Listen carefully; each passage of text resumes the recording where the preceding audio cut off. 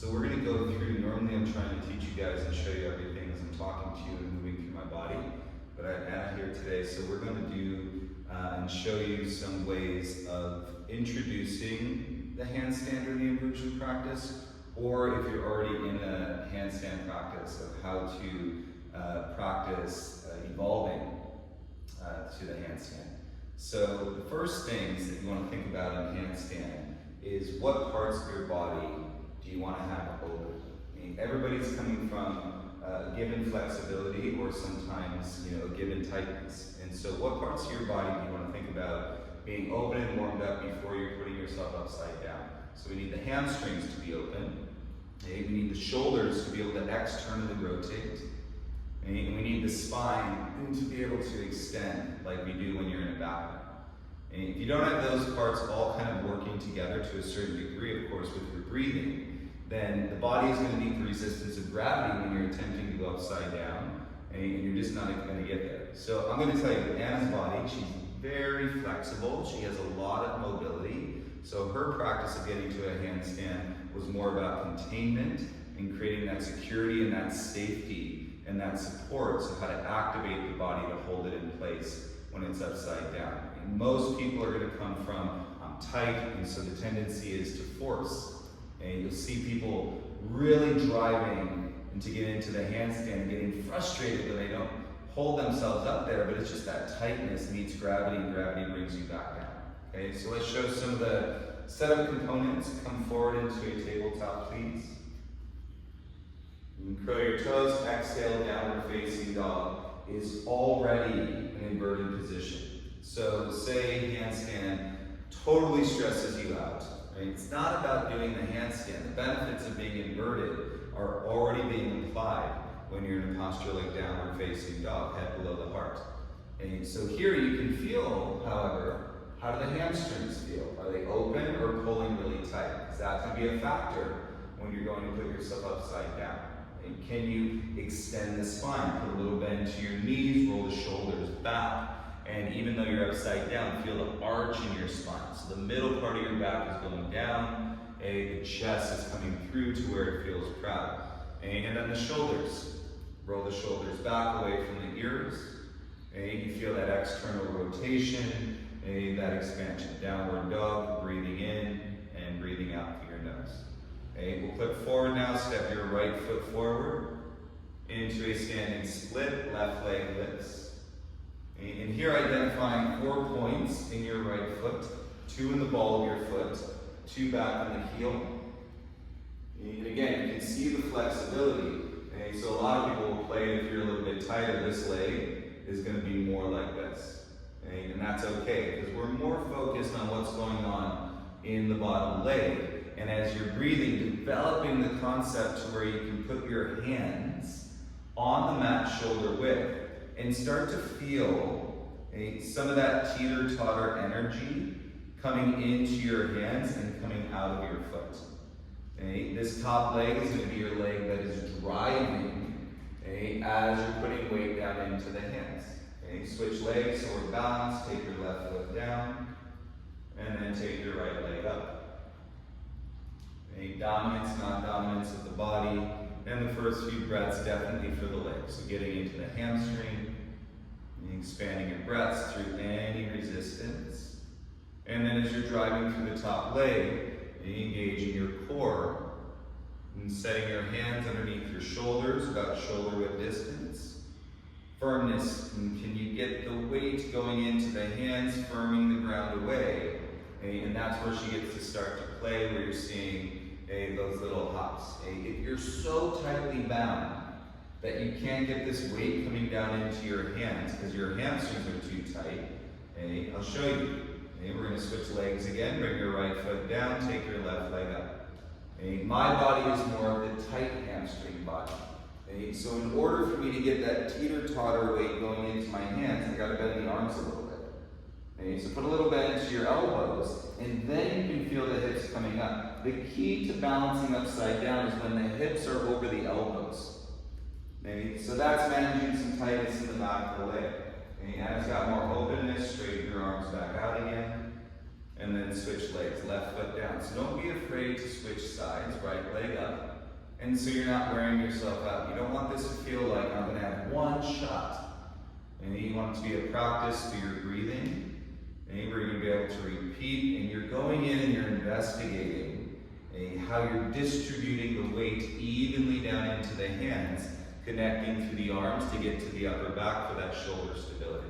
Okay, both feet back down. Okay, now with both feet on the ground, interlace the fingers behind the low back. And you can take a wider base, okay, and this is more about the external rotation of your shoulders. Squeeze the hands, okay, open the chest, feel the body through the inner thighs to the low belly. And this is kind of bringing it all together. You're getting the breath energy through the repetition of the breath cycle, and it's going to set us up to start playing a little bit more. But you got to have that breath energy that's connecting the movement of your body. Just forcing this with your mind, it's like gambling at the casino. You may hit it, but you may topple all the way over. You don't want to feel as though you're out of control. And so be in control of your breath. Bring your hands back down to the ground. Crawl out to a high plank, high push-up. And as you set up your high plank, setting the distance in your hands and your feet, exhale to your downward facing dog, hips lift.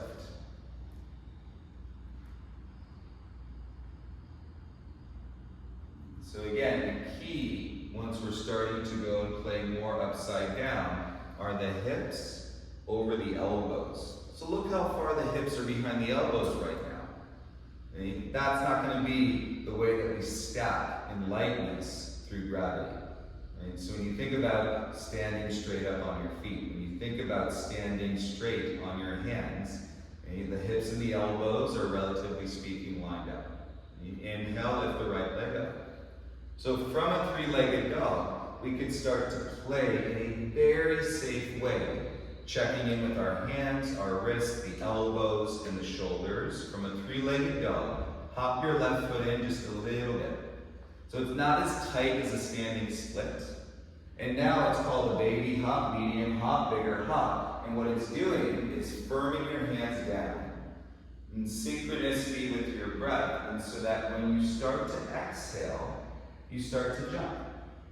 And through the exhale, right, you're playing with the Michael Jordan hang time of how long you can keep the hips over the shoulders and the foot off the ground. But when gravity brings you back down, take another breath, and you jump again. Okay, now the key, some of you are going to be doing this at home, in your living room. Don't do it in front of a coffee table. Okay? If you're going to do it in front of a wall, okay, have the wall 12 to 18 inches out in front of you, not too far away, and that top foot could always tap the wall if it needed to. Okay? Switch sides, step back into a high plank, and always reset through your breath, because that is going to pull. Okay? And then take your breath away. Exhale to a downward facing dog. Gets us out of that framework of I'm going to force the handstand. Okay? This is more of I'm going to express a position with my body, and to anybody outside of you go, whoa, right? Look at that expression of your body. How can you do that? Inside of yourself, because it's connected to your breath control and your body awareness, this becomes light, right? This becomes an expression of your untethered state. You lift your left leg up. Hop your right foot in a little bit closer. Keep that space so it's not as tight in your hamstrings. And the first one, little baby hop, checks the hands, the wrists, and you make sure you're not slipping. And then as you exhale, through the exhale, you can play. And again, if you watch the hips when they're over the elbows, that's the lightest part of her body. That's when she's in the state, in that float, as long as the breath keeps moving.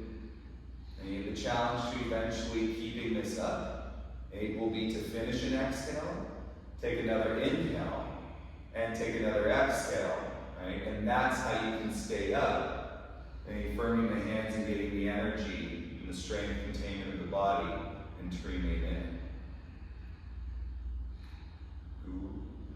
Both feet down to the ground. And Separate your feet as wide as the yoga mat. And it's called Malasana squat.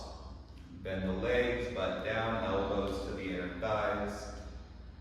And feet flat, and this is just going to take it out of the shoulders. So because it's a practice, if you just stay on your hands the whole time, you're going to hit that burnout moment. You want to make sure you stay in the framework where it's a practice. And so she's not taking a break, but she's counterbalancing the energy, taking it out of the arms, and taking it out of the chest, taking it out of the shoulders. So the best way to do this is completely on your own, the way we're doing it right now. But there's ways to assist, so that you can feel without the worry of the balance or without the fear of going over. Hands down, butt up, forward fold. Heel toe your feet together, big toes touch. And let's give it another interlace the fingers behind the low back. And draw the belly, tuck the chin. And exhale, reset. Shoulders, upper back. And a couple deep breaths.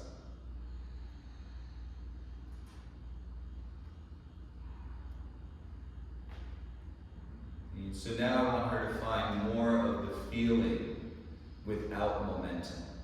Because momentum is, again, playing in that gamble. So when we extract momentum in yoga, we have more breath energy, more power through the breathing, more peace while we're in the posture. Release the grip, hands down. Crawl your hands forward, come out to a high plank. And set the distance, firm through the hands, and on the exhale, press back, downward facing dog. Ensuring that you're not slipping. Now, Anna, as the practitioner, she can speak. If I'm supporting and I'm assisting, and she starts to feel unstable, ungrounded, not supported, not breathing, she could just say, out. Right? This way, you're not holding somebody to a point. Right? The idea is not that I'm holding her in it. Right? I'm simply supporting, and so that some of that fear, some of that worry can go away. Okay? Lift your right leg up, three-legged dog. Okay? So the way we go into it is say, take your foot, put it on my shoulder. Okay? But she's going to press into my shoulder, and I'm going to start to walk her in. Okay? Now that left leg is free. I'm barely doing anything. And you can see the hips over the elbows. This is creating the stability point.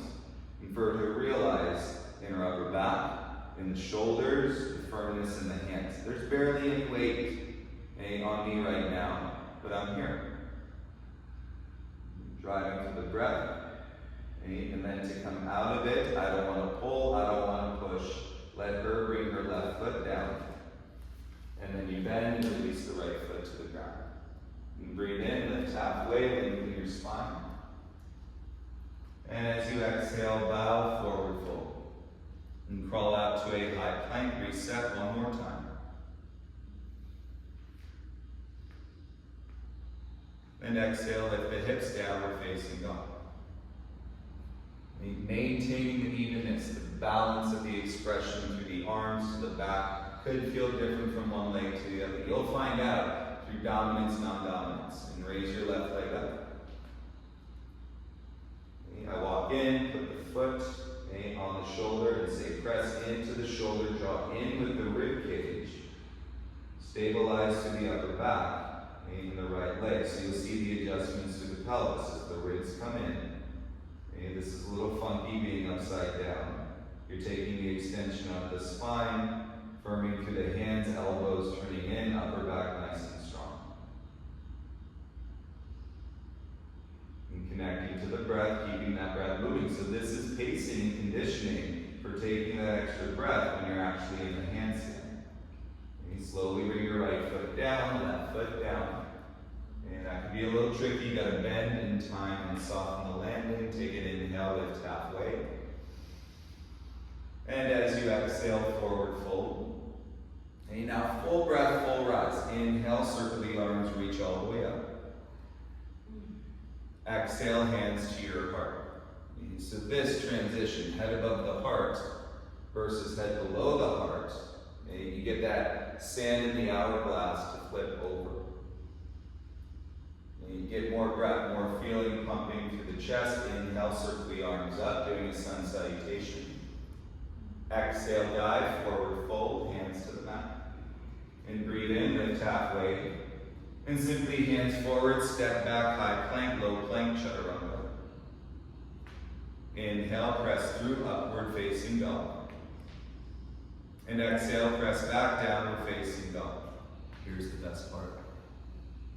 I get out of the way. Okay. And then we play. Okay. And this is where you get to bring it all together. Everything you have felt. Okay. Start from your standing split, bring your right foot forward, left leg up. You get the teeter-totter, grounding through the hands, left leg up. Okay. And let's see, any evolution, breath awareness, body awareness, baby hop, medium hop, big hop, or pressing and exploring the handstand. No pressure. You're feeling your hips over your elbows with your breath. I mean, most of the time, it's going to be in your own body holding you back. And that's coming from your mind. That's why the breath, energy going to the body, is what can take you up into the expression, holding the handstand. But again, we know that's not what it's all about. It's this process. It's this practice that we're working through. Cool. Switch sides, left foot down. You can take a full breath in, right leg up. So you say, I'm switching legs, but I'm not switching arms. My arms are still my arms. In the hands, so check in, make sure you're feeling supported. And then exhale, start to play.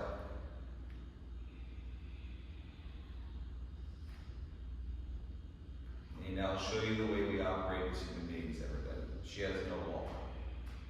She has no downside. Okay? So if I put the wall, right, with my arm to her leg, watch. A little bit more. She knows the arm is there for the reference of the wall.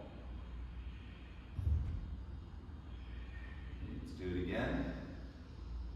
And keep breathing.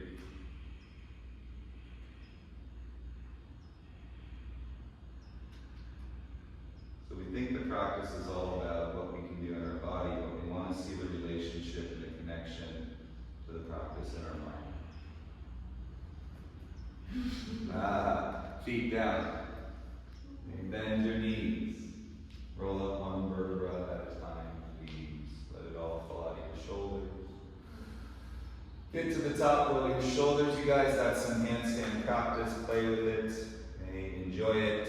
Send me pictures, videos, questions, whatever you got. Enjoy.